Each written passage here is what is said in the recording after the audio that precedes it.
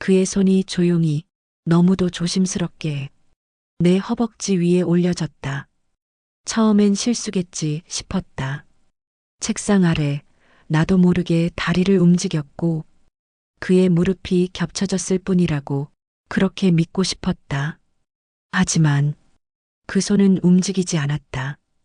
도리어 아주 천천히 마치 숨결처럼 내 허벅지의 결을 따라 올라왔다. 살짝 그러나 분명히 내 치마 위로 닿은 그의 손등에서 체온이 스며들었고 얇은 원단 너머로 그의 손가락이 내 피부의 떨림을 느꼈을 것이다. 나는 고개를 돌리지도 못한 채 눈을 질끈 감았다. 숨이 멎을 것 같았다. 아니, 허벅지 아래에서 심장이 뛰기 시작하더니 그 두근거림이 가슴, 목덜미, 귀끝까지 전류처럼 퍼졌다. 순간 내 온몸이 심장처럼 뛰고 있었다. 허벅지 위에 그 손 하나에 나는 모든 감각이 열리는 걸 느꼈다. 그의 숨결이 내 옆볼을 스치며 부드럽게 스며들었고 내 목덜미 가까이에서 아주 낮은 숨소리가 반복되었다. 그 숨결은 마치 내 안에 잠들어 있던 여자를 조용히 깨우는 신호 같았다. 부끄러웠다. 수치스러웠다. 그런데도 내 몸은 그 손길을 거부하지 않았다. 아니, 더 깊숙이 원하고 있었다. 이 순간 나는 지금 이 공간에서 세상 누구보다 살아있다는 걸, 아니, 여자로서 깨어있다는 걸 처음으로 똑똑히 느꼈다. 오늘은 인생의 후반부에서 다시 깨어난 사랑의 순간을 전해드립니다. 나이가 들어도 우리의 마음은 여전히 뜨겁게 뛰고 있습니다. 이 영상을 보신 여러분께도 언젠가 다시 설레는 순간이 반드시 찾아오리라 믿습니다. 이야기 시작 전 구독과 좋아요는 영상 제작에 큰 힘이 됩니다. 그날 이후 나는 스스로를 피할 수 없었습니다. 강의실에서 그 남자의 손길이 내 허벅지에 머물던 순간부터 내 안에 잠들어 있던 무언가가 서서히 꿈틀대고 있었으니까요. 제 이름은 서유정, 55살입니다. 남편과는 10여 년 전 이혼했습니다. 경제적으로는 큰 어려움 없었지만 이혼 이후로 제 삶은 조용했고 말 그대로 고요한 방 안의 시계처럼 규칙적으로만 흘러갔습니다. 아들은 결혼해 멀리 살고 있고 딸은 외국으로 떠나 연락도 뜸합니다. 이제 집에는 저 혼자 아침에 눈을 뜨고 밥을 먹고 퇴근 후 집에 들어오면 불 꺼진 방에서 TV 소리에 기대다 잠드는 게 일상이었죠. 여자로서의 나는 오래전에 접어둔 줄 알았습니다. 누군가의 아내도 아니고 누군가의 엄마로도 불리지 않는 지금 그저 혼자 사는 중년 여성일 뿐이라고 스스로를 규정했습니다. 그래서 문화센터 강좌를 등록했을 때도 그저 심심풀이 무료한 시간을 채우려는 핑계였을 뿐이었습니다. 책을 읽고 강사의 이야기를 들으며 적당히 고개를 끄덕이고 그러다 보면 시간은 흘러가겠지. 그 정도의 의미밖에 없었습니다. 그런데 그날 이후로 달라졌습니다. 강의실에 앉아 있으면 책장 너머로 느껴지는 따뜻한 체온, 옆자리에서 스며드는 숨결, 그리고 허벅지 위에 머물렀던 그 손길이 자꾸만 떠올랐습니다.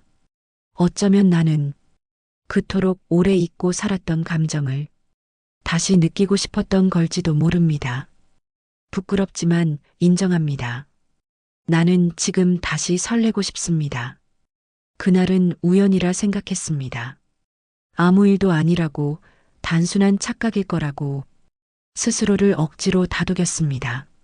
하지만 그 다음 주 같은 자리, 같은 시간, 그 남자는 또다시 내 옆에 앉아 있었습니다. 그리고 수업이 시작되자 책상 아래 그의 손등이 내 허벅지를 스쳤습니다. 심장이 미친 듯이 뛰기 시작습니다. 나는 손에 쥔 펜을 놓칠 뻔했고 노트 위 글자가 삐뚤어지며 번져나갔습니다. 고개를 들면 얼굴이 들킬 것 같아 그저 눈을 꾹 감은 채 숨만 죽이고 있었습니다. 이번에도 잠시 스친 게 아니었습니다. 그의 손은 내 허벅지 위에 멈추어 있었고 아주 천천히 그러나 분명하게 눌려왔습니다. 숨이 목 끝까지 차올라왔고 다리는 떨렸습니다. 안 돼. 이건 아니야. 머릿속에서는 수십 번을 되뇌었지만 내 몸은 움직이지 않았습니다. 아니, 솔직히 말하면 그 손길이 더 오래 머물러 주길 바라고 있었습니다. 나는 평생 이렇게까지 누군가의 체온에 흔들린 적이 없었습니다. 나이가 들면 감정도 무뎌진다 생각했는데 지금 이 순간 나는 누구보다 예민하고 누구보다 살아 있었습니다. 그와 나 사이 책상 아래 작은 공간. 아무도 모르는 밀실처럼 느껴졌습니다.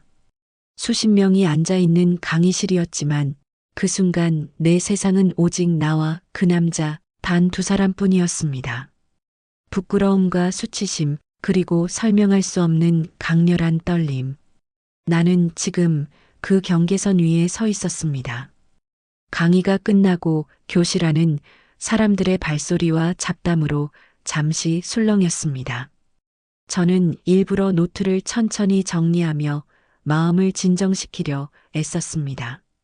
오늘도 그의 손길은 제 허벅지 위에 오래 머물러 있었고 그 여운이 아직도 가시지 않았습니다.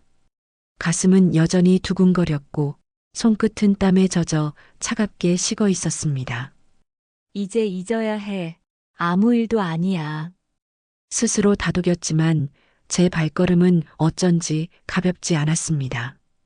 그런데 문을 나서는 순간 뒤에서 낯익은 목소리가 들렸습니다. 서유정 씨 잠시만요. 저는 놀라서 고개를 돌렸습니다. 그는 오늘도 단정한 차림으로 그러나 눈빛은 조심스레 흔들리고 있었습니다. 순간 숨이 턱 막혔습니다. 그의 얼굴을 이렇게 가까이 마주하는 건 처음이었으니까요. 혹시 시간이 괜찮으시다면 차 한잔 하실래요? 단순한 제안이었는데 제 머릿속은 수십 가지 생각으로 가득 찼습니다. 지금 이 사람과 단둘이 있어도 될까? 방금 전까지 내 허벅지를 스치던 그 손, 그걸 어떻게 모른 척하고 마주 앉는단 말인가. 도망치듯 거절해야 한다는 목소리가 들렸습니다. 하지만 이상하게도 제 입술은 제 뜻과 달리 움직였습니다. 네, 좋아요. 대답과 동시에 제 심장은 폭발하듯 뛰기 시작했습니다. 손끝이 떨리고 얼굴은 달아올라 시선을 제대로 둘 수가 없었습니다. 우리는 문화센터 바로 앞 작은 카페로 향했습니다. 좁은 테이블 맞은편에 앉은 그는 조용히 미소를 지으며 물었습니다. 늘 같은 시간, 같은 자리에 앉으시더군요. 저도 모르게 눈길이 갔습니다. 그의 말투는 낮고 부드러웠습니다. 무례함은 없었지만 은근히 제 마음을 흔드는 기운이 있었습니다.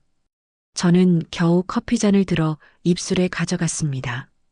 뜨거운 김이 얼굴에 스며들자 방금 전 강의실에서 느꼈던 체온이 겹쳐 떠올랐습니다. 그 순간 깨달았습니다. 이건 단순한 우연이 아니었습니다. 그와 나 사이 이미 무언가가 시작되고 있다는 사실을요.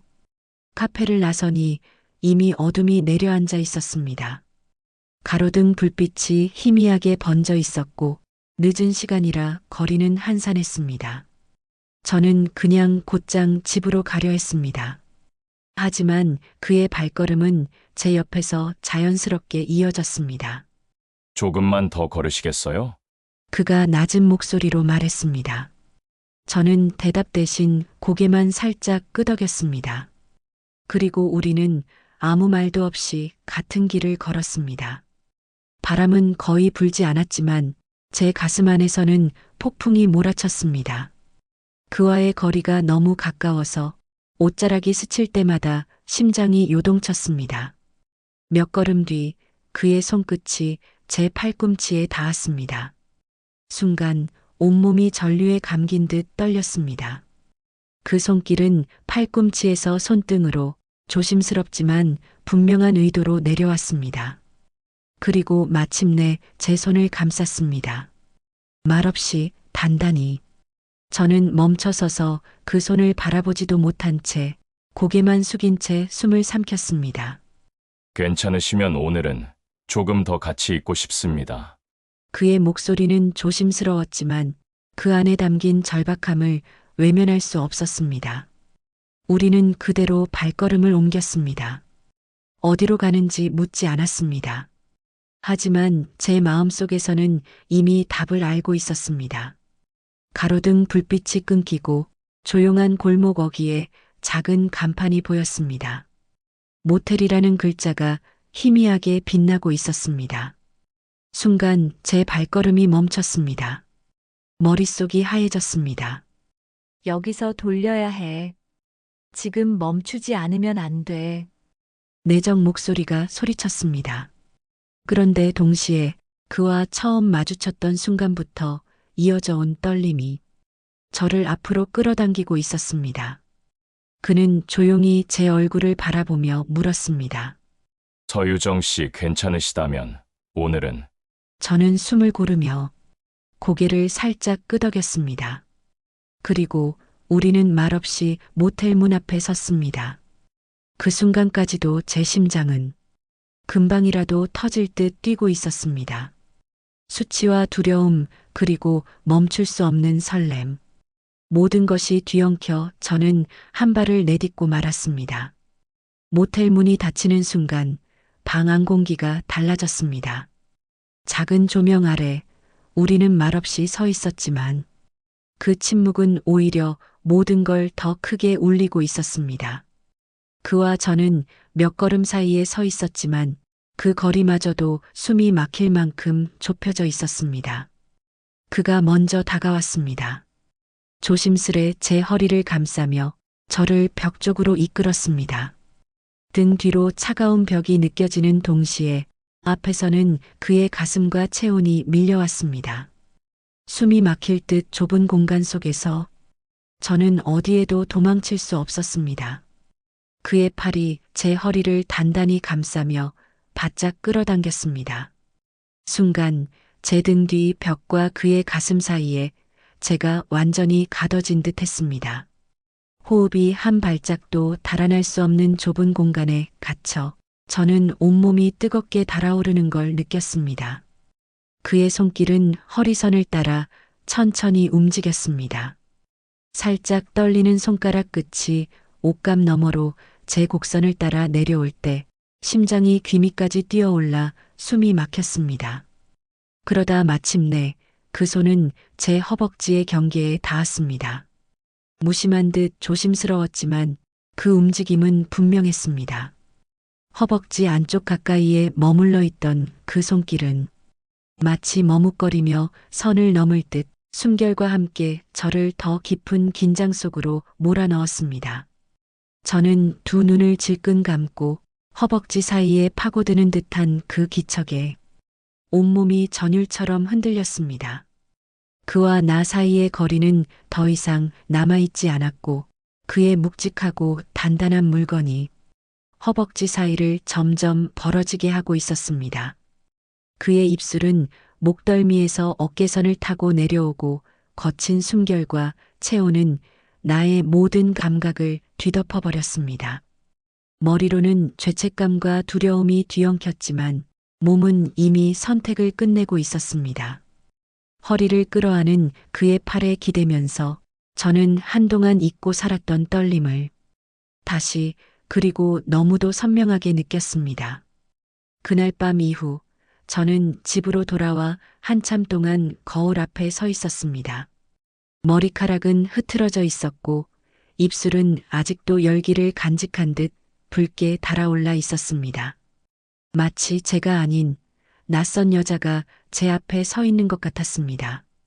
침대에 누웠지만 좀처럼 눈을 감을 수 없었습니다. 그의 손길, 그의 체온, 그리고 제 안에 스며든 감각들이 아직도 생생하게 몸을 감싸고 있었으니까요. 이게 뭐였을까? 스스로에게 수없이 물었습니다. 그저 외로움에 흔들린 순간이었을까? 아니면 정말로 그 사람을 향한 감정이었을까? 머릿속에서는 이성과 감정이 끝도 없이 싸우고 있었습니다. 다음날 문화센터 강의실에 앉았을 때 저는 괜히 긴장된 마음으로 주변을 두리번거렸습니다. 혹시 다른 사람들이 눈치채지는 않았을까? 내 표정이 달라 보이지는 않을까? 부끄러움과 두려움이 한꺼번에 몰려왔습니다. 그런데 제 마음속에서 더 크게 자리 잡은 것은 부끄러움이 아니라 기다림이었습니다. 다시 그를 보고 싶다는 마음, 그의 손길이 다시 내 허벅지를 스쳐오기를 바라는 마음. 저는 놀랐습니다. 이토록 노골적으로 무언가를 갈망하는 제 자신을 처음 보았으니까요. 나는 지금 욕망에 빠진 걸까? 아니면 잊고 지내던 사랑이 다시 깨어난 걸까? 강의실은 언제나와 같이 조용했지만 그날만큼은 공기가 달라 보였습니다. 그가 제 옆에 앉는 순간부터 저는 이미 심장이 빠르게 뛰고 있다는 걸 느꼈습니다. 칠판 위 글씨는 눈에 들어오지 않았습니다. 책상 아래 그의 손이 다시 제 허벅지를 찾았습니다. 이번에는 머뭇거림도 조심스러움도 없었습니다. 옷감 위로 분명히 눌려오는 손길, 허벅지 안쪽을 따라 천천히 오르내리며 나를 더 깊은 쪽으로 끌고 갔습니다. 저는 눈을 감은 채 펜을 쥔 손끝에 힘을 주었습니다. 이젠 안 돼. 이건 분명히 선을 넘는 거야. 머릿속에서 목소리가 울렸지만 몸은 이미 대답을 끝내고 있었습니다. 저는 피하지 않았습니다. 아니, 오히려 기다렸다는 듯 그 손길에 온몸을 맡기고 있었습니다. 강의가 끝나고 우리는 말없이 교실을 나섰습니다. 그날 저녁 작은 와인바에 마주 앉았습니다. 잠시 침묵이 이어지다가 그가 먼저 입을 열었습니다. 이상하죠. 수업 시간이 기다려집니다. 서유정 씨를 다시 볼 수 있으니까요. 순간 제 가슴이 쿵 내려앉았습니다. 저는 눈길을 피하며 잔을 만지작거리다 조심스레 대답했습니다. 저도 그래요. 괜히 그 시간이 기다려지고 괜히 같은 자리에 앉게 됩니다. 그는 제 말을 듣고 가만히 웃었습니다. 그 미소는 대단히 화려하지 않았지만 제 안에 오래 잠들어 있던 무언가를 단번에 흔들어 놓았습니다. 그날의 대화는 길지 않았습니다. 하지만 보고 싶었다, 기다려졌다는 짧은 고백만으로도 우리는 이미 답을 알고 있었습니다. 조용한 모텔방에 들어섰을 때 공기는 처음과는 달랐습니다. 작은 스탠드 불빛 아래 그의 눈빛은 더 이상 머뭇거림이 아닌 확신으로 빛나고 있었습니다. 그의 품에 안기자 단정하게 여며져 있던 제 옷자락이 하나둘 흘러내렸습니다. 옷감이 바닥에 스치는 소리마저 선명하게 들렸고 남겨진 것은 서로의 체온뿐이었습니다. 그의 손길은 더 거침없이 그러나 애틋하게 제 허리를 따라 내려왔습니다. 등선을 타고 옆구리를 지나 허벅지에 이르자 숨이 한순간에 가빠졌습니다. 귓가에 닿는 그의 거친 숨소리, 내 입술을 탐하던 뜨거운 입맞춤은 목선을 타고 천천히 내려갔습니다. 저는 두 손으로 그의 어깨를 붙잡고 더 가까이, 더 깊이 그 체온을 원했습니다. 자연스럽게 벌어지는 허벅지 사이로 그의 묵직하고 단단한 물건이 천천히 나의 그곳을 어루만졌습니다. 나도 모르게 그의 거친 숨소리에 섞여 작은 신음소리가 새어나오고 있었습니다. 아하, 아하. 떨리는 손끝이 피부 위를 스칠 때마다 제 심장은 더 크게, 더 빨리 고동쳤습니다. 그 순간 방 안은 단순한 공간이 아니었습니다. 우리를 감싸는 체온, 엉켜드는 숨결, 가만히 있어도 서로를 더 갈망하게 만드는 리듬. 모든 것이 하나의 파도처럼 밀려와 저를 완전히 집어삼켰습니다. 그날의 우리는 처음보다 더 뜨겁고 더 솔직했습니다. 머리로는 설명할 수 없는 감각 속에서 저는 다시 한번 여자로서 깨어나고 있음을 느꼈습니다. 그날 저녁 이후 며칠 저는 일부러 강의보다 조금 일찍 문화센터에 도착했습니다. 강의실 옆 작은 도서관, 잡지 코너 뒤편 시집 서가가 있는 조용한 공간이었습니다. 종이 냄새와 오래된 나무 선반의 바삭한 향이 섞여 있었고 창가에는 오후 해가 길게 누워 있었습니다. 시집 한 권을 꺼내 들려는 순간 뒤에서 낮은 목소리가 조심스럽게 울렸습니다. 유정 씨, 고개를 돌리니 그는 한 권의 산문집을 가슴께에 안고 서 있었습니다. 우리는 창가 두 번째 테이블에 마주 앉았습니다. 말없이 책을 펼쳤지만 페이지는 좀처럼 넘어가지 않았습니다. 와인 잔을 비우듯 저는 숨을 고르고 먼저 말했습니다. 그날 저는 많이 흔들렸습니다. 그는 잠시 제 눈을 바라보더니 고개를 살짝 숙였습니다. 죄송합니다. 선을 넘었습니다. 목소리는 낮고 단단했지만 어딘가 오래 눌러둔 감정의 그림자가 묻어 있었습니다. 잠시 침묵이 흐른 뒤 그가 책 표지를 쓰다듬듯 손바닥으로 문질렀습니다. 사실 몇 년 전에 아내를 먼저 떠나보냈습니다. 그 말이 도서관의 고요를 천천히 흔들었습니다. 그는 말끝을 매만지듯 하나씩 조심스레 꺼내 놓았습니다. 저녁마다 TV 소리만 켜두던 거실, 밥상이 늘 한 사람 몫으로 놓이던 식탁, 말을 건네지 않으면 하루가 통째로 침묵으로 끝나버리는 집, 시간이 멈춘 줄 알았습니다. 숨 쉬는 법을 잊어버린 사람처럼요. 그래서 이곳에 오기 시작했습니다. 낮에는 페이지를 넘기고 밤에는 문장을 붙잡으면서 겨우 하루를 건넜습니다.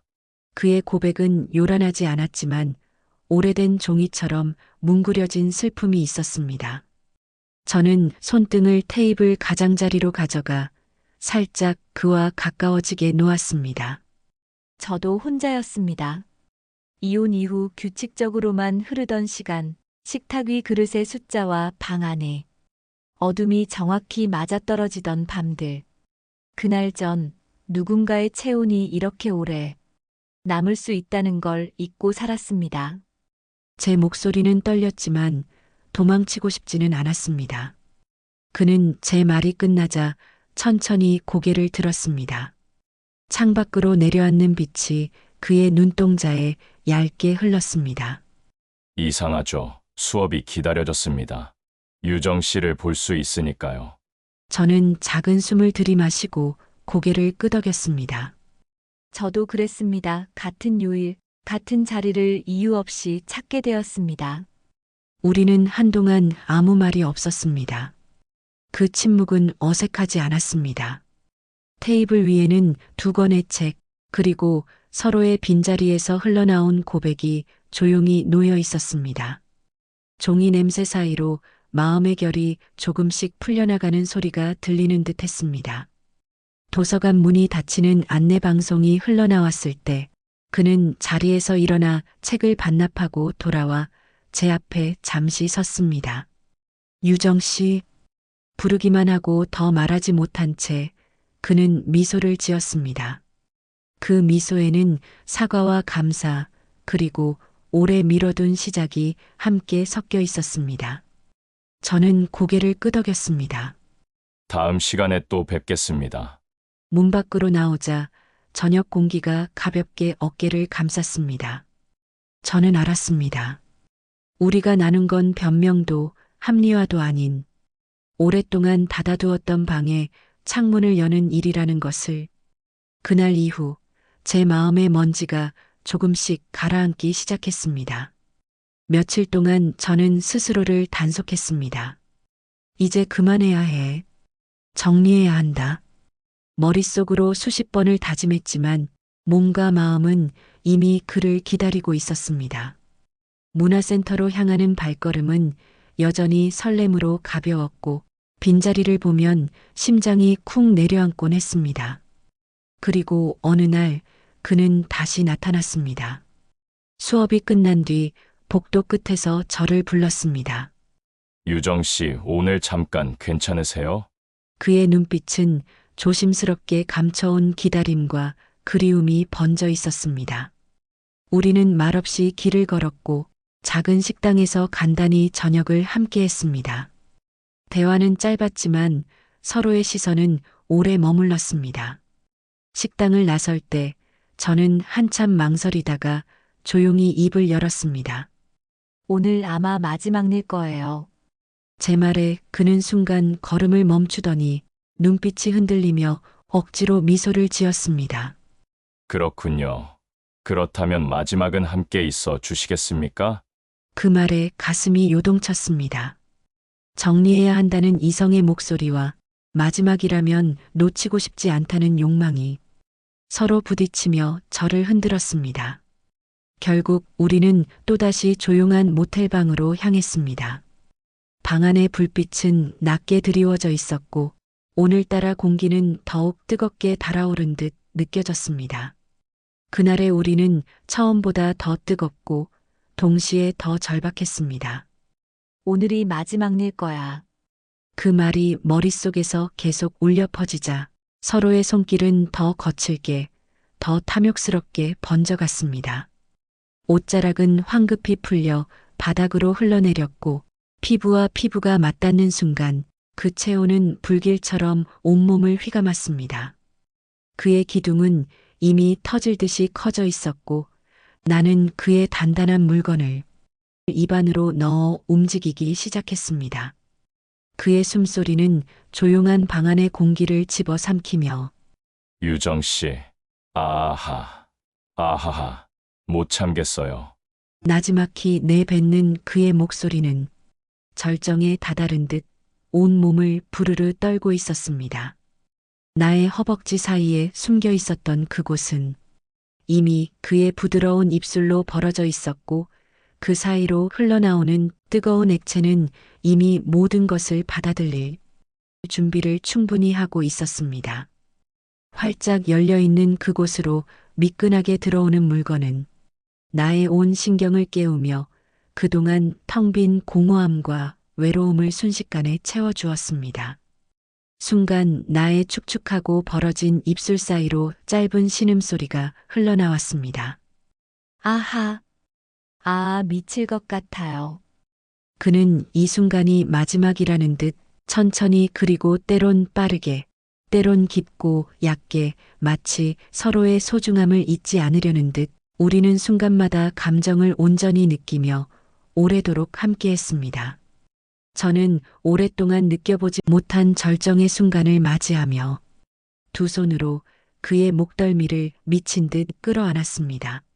나의 다리는 그의 허리를 감싸 안고 더 가까이, 더 깊숙이 끌어당겼습니다. 숨소리는 점점 더 거칠어졌고 가슴은 서로의 고동에 맞춰 터질 듯 뛰었습니다. 마지막이라는 절박함 속에서 우리는 한순간도 서로를 놓지 않으려 더 세차게, 더 격렬하게 서로의 흔적을 새겼습니다. 그 방 안에서 우리는 소유하려는 것이 아니라 마지막까지 기억하려는 듯 온몸으로 서로를 탐하며 불꽃처럼 타올랐습니다. 그리고 새벽, 우리는 말없이 침대에 나란히 누워 심장 소리만을 들으며 아침을 맞이했습니다. 떠나야 한다는 걸 알면서도 그 순간만큼은 끝내 손을 놓지 않았습니다. 그날 밤 이후 우리는 더 이상 만나지 않았습니다. 연락처조차 교환하지 않은 채 마지막 불꽃처럼 서로를 탐하고 난 뒤 우리는 담담히 각자의 길로 돌아갔습니다. 하지만 이상했습니다. 허전해야 할 자리에 오히려 묘한 따뜻함이 남아 있었습니다. 마지막이라는 절박함 속에서 우리가 나눈 체온과 시선은 단순한 욕망이 아니라 오래도록 기억될 선물처럼 제 안에 자리 잡았습니다. 며칠 뒤 문화센터 강의실 빈자리를 바라보며 저는 깨달았습니다. 그는 더 이상 곁에 없지만 나는 예전처럼 공허하지 않았습니다. 그와 함께한 시간이 제 안에 무언가를 깨웠기 때문입니다. 거울 앞에 선 제 얼굴은 달라져 있었습니다. 쓸쓸함만이 드리워져 있던 눈빛 대신 스스로를 지켜내겠다는 빛이 번져 있었습니다. 누군가의 아내나 엄마로만 불리던 내가 아닌 한 사람의 여자, 한 사람의 인간으로서의 나를 다시 찾은 것이었습니다. 황혼의 나이에 찾아온 짧은 떨림은 부끄러운 일탈이 아니었습니다. 오히려 내 삶을 다시 움직이게 만든 불씨였습니다. 그 불씨가 있었기에 저는 다시 나 자신을 돌보고 작은 일에도 설레고 혼자의 시간을 두려워하지 않게 되었습니다. 어쩌면 언젠가 또 다른 인연이 찾아올지도 모릅니다. 하지만 설령 그렇지 않더라도 괜찮습니다. 나는 이미 다시 살아있는 사람이 되었으니까요. 그날의 마지막 불꽃은 끝이 아니라 나를 다시 깨어나게 한 시작이었습니다. 황혼의 짧은 떨림은 부끄러운 흔적이 아니라 나를 다시 살아있게 한 시작이었습니다. 우리 인생은 언제든 새로이 깨어날 수 있습니다. 여러분도 오늘 여러분 안에 작은 불씨를 다시 꺼내 보시길 바랍니다.